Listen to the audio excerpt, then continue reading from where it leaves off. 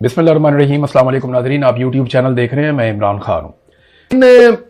अलीमा खानम साहिबा मिलने गई इमरान खान साहब को दोबारा जेल में, और दोबारा जेल में इमरान खान साहब की मुलाकात अलीमा खानम से और बाकी दो बहनों से नहीं करवाएगी। इमरान खान साहब की मुलाकातें अब बहुत लंबा अरसा हो गया है, तब से बंद है। इस मौके पर अलीमा खानम ने वहां पर इन्होंने अलामती धरना भी दिया और कुछ बयानात दिए। वो बयानात मैं आपके सामने रखता हूं। एक तो उन्होंने जो चीफ जस्टिस हैं इस्लामाबाद हाई कोर्ट के, उनके ऊपर उन्होंने तनकीद की। उन्होंने कहा हाई कोर्ट के चीफ जस्टिस ने क्रिमिनल हरकत की है, उनके बच्चे और फैमिलीज ये याद रखेंगे और रखना भी चाहिए। ये जो चीफ जस्टिस डोगर है ना, उनके बच्चे उनसे ये सवाल जरूर करें, आप हमारे भाइयों की तरह हैं, आप हमारी फैमिली की तरह हैं, आप लोग भी खानदानी लोग होंगे, लेकिन अपने बाप से आप लोग पूछें जरूर कि ये क्या कर रहे हैं, वो क्या ये इंसाफ है और कानून है। एक तो 15वें नंबर से आपके अब्बा जी को उठा के लाके लगा दिया गया यहां पे इस्लामाबाद हाई कोर्ट में अपनी तरमीम के जरिए से। तो अगर आ ही गए हैं तो इंसाफ करें ना। आप अपने वालिद से पूछें कि 1.5 साल हो गया उन्होंने इमरान खान का, जो कौम का सबसे मकबूल लीडर है, उसका केस क्यों नहीं लगने दिया। अपने वालिद से पूछें कि वो क्यों रोड़े अटकाते हैं। अपने वालिद से पूछें कि उनके फैसलों पर अमल दरामद नहीं हो रहा है, इमरान खान की उनकी फैमिली से मुलाकात नहीं हो रही, डॉक्टर्स नहीं मिल रहे। ये आपके वालिद की जिम्मेदारी थी, लेकिन वो ये नहीं कर रहे। आपके वालिद को क़यामत वाले दिन ये सारा नतीजा भुगतना पड़ेगा। अपने वालिद को रोकिए, इस दलदल में जाने से रोकिए। वो कैसे जवाब देंगे इतने सारे लोग जब क़यामत वाले दिन उनका गिरेबान पकड़ लेंगे। तो उनके बच्चों से बच्चियों से मेरी गुजारिश है, जो जो जज साहिबान ज्यादती कर रहे हैं, जुल्म का हिस्सा बन रहे हैं, जो भी गलत कर रहा है, उनके घर में फैमिलीज तो है ना, उनकी बीवियां हैं, बच्चे हैं, वो उनसे पूछें, उनको रोकें कि ये जुल्म बंद कर दो। आप ये दौलत कमा के, ये नाम, ये शोहरत कमा के आप साथ अपने कब्र में नहीं लेकर जा सकेंगे।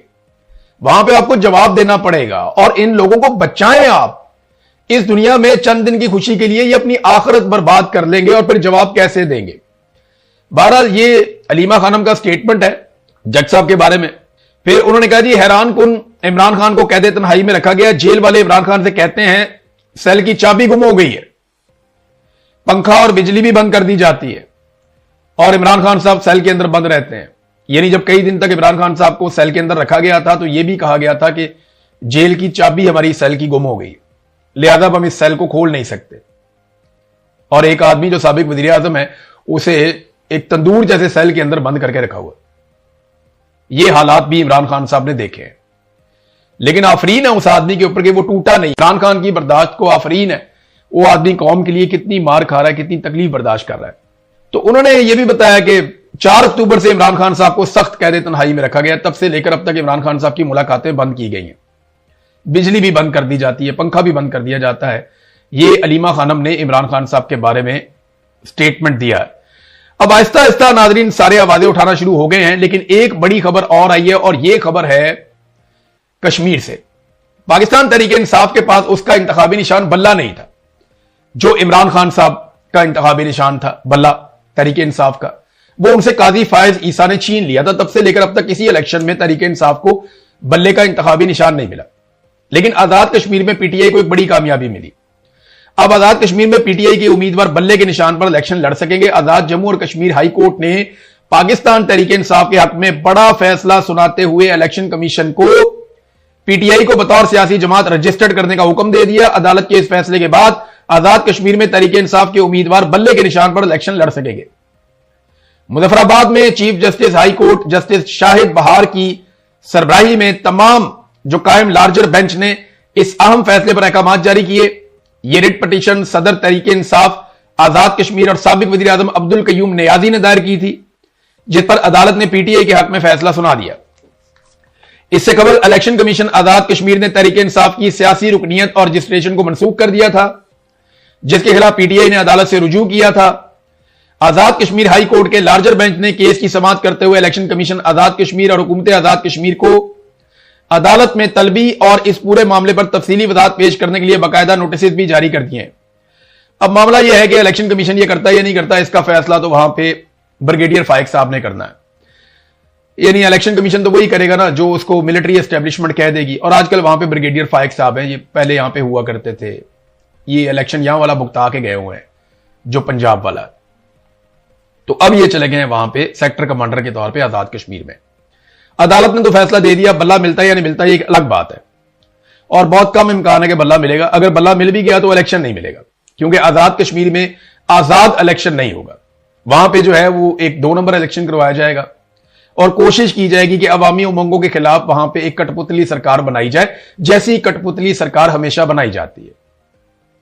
यानी बिलावल ने एक दिन वो स्टेटमेंट दिया सिर्फ कि ये 12 नशिस्तें जो हैं इनको मखसूस नशिस्तों में कन्वर्ट कर दिया जाए।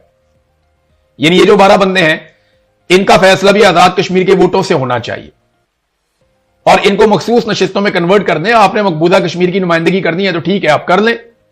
आप मुहाजिरीन के अंदर से बंदे चुन लें।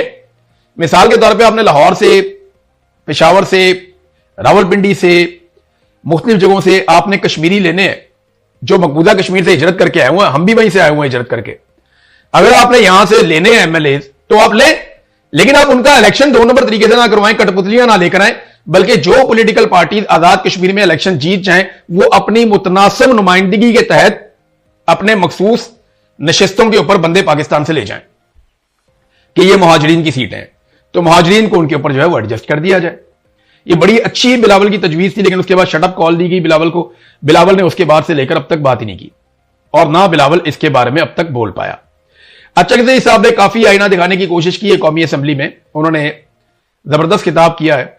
महमूद अचकज़ई साहब ने कौमी असम्बली में खिताब करते हुए कहा कि हुकूमत के 2.5 साल पूरे होने वाले हैं, अब अपनी टून बदलना होगी आपको। उन्होंने कहा कि स्पीकर ने ऐवान चलाते हुए आइन और कानून का ख्याल नहीं रखा और चाबुक दस्ती से 14 अरकान को असेंबली से फारिग कर दिया। उन्होंने कहा कि कोर्ट लखपत जेल के 70 साल से ज्यादा उम्र के कैदियों को सजाएं सुनाई गई हैं। 5 अफराद को मजमूई तौर पर 286 साल की कैद सुना दी गई है, यानी इनको 286 साल की कैदें सबको हो गई हैं। इतनी खौफनाक पाकिस्तान में सूरत हाल है। और बारंग बलोच को भी उम्र कैद जेल दे दी गई है। उनका कहना था कि आइन रोंदने और गैर जमहूरी हुकूमतों का साथ दिया गया है। महमूद अचकज़ई ने कहा कि कश्मीरी चीख रहे हैं, इनके पास आटा और बुनियादी जरूरियात नहीं है। इस मामले पर वजीर आज़म शहबाज शरीफ से भी बात की, मगर उनका अंदाज पसंद नहीं आया। उन्होंने कहा कि पाकिस्तान आसमान में नहीं बल्कि बलूचिस्तान, सिंध, खैबर पख्तूनख्वा, पंजाब का मजमुआ है। खैबर पख्तूनख्वा को पाकिस्तान क्यों नहीं समझा जाता, यह बात उन्होंने समझाई शहबाज शरीफ को, लेकिन शहबाज शरीफ साहब का तर्ज अमल कोई बेहतर नहीं था। उन्होंने कहा देखें, कश्मीर में दवाइयों की और खुराक की किल्लत पैदा हो रही है। यह बात कश्मीर में हमें कई दोस्तों ने बताई है कि जनाब अद्वियात और खुराक की तरसील रोकी जा रही। ये तो जिन लोगों ने पहले से बंदोबस्त किया हुआ था उन्हें आइडिया था कि एहतजाज लंबा चल सकता है, तो अब लगभग 2 हफ्ते होने वाले हैं एहतजाज को। ये ऑलमोस्ट हो गए 2 हफ्ते, 2 हफ्ते से भी बल्कि ज्यादा हो गए, क्योंकि 9 तारीख को इन्होंने एहतजाज शुरू करना था। आज जब आप वीडियो सुन रहे हैं तो 23 तारीख है और ये एहतजाज तो उससे 3 दिन पहले शुरू हो गया था, 6 तारीख से। तो 6 से 23 तक अगर आप आते हैं तो काफी ज्यादा टाइम हो गया। इस एहतजाज को लगभग 17 दिन हो गए, तो 2.5 हफ्ते होने वाले हैं। ये एहतजाज अभी तक चल रहा है आजाद कश्मीर में। तो लोगों ने अपना राशन 1 महीने का, 15 दिन का, किसी ने 2 महीने का, इन्होंने लोगों ने स्टॉक कर लिया था। अब ये हो रहा है कि जिन लोगों ने नहीं किया, बेशतर लोग नहीं भी करते, तो पीछे से सप्लाई रुक गई है। राशन की सप्लाई, खुराक की सप्लाई और अद्वियात की सप्लाई आजाद कश्मीर में रोकी जा रही है। इस मामले का नोटिस सबको लेना चाहिए। ओवरसीज पाकिस्तानियों को इस पर आवाज उठानी चाहिए और अक़वाम मुत्तहिदा के अंदर भी जाके, और जितने यूरोपीय यूनियन है, अक़वाम मुत्तहिदा है, जितने आलमी इदारे हैं, उन सबको यह बताना चाहिए कि आजाद कश्मीर में अद्वियात और खुराक की किल्लत पैदा होने जा रही है। उसकी वजह यह है कि पाकिस्तानी फोर्सेस ने रास्ते रोके हुए हैं और वो चीजें ऊपर नहीं जाने दे रहे। आजाद कश्मीर से लोग बार बार ये बात कर रहे हैं। यही बात जो है वो महमूद अचकज़ई साहब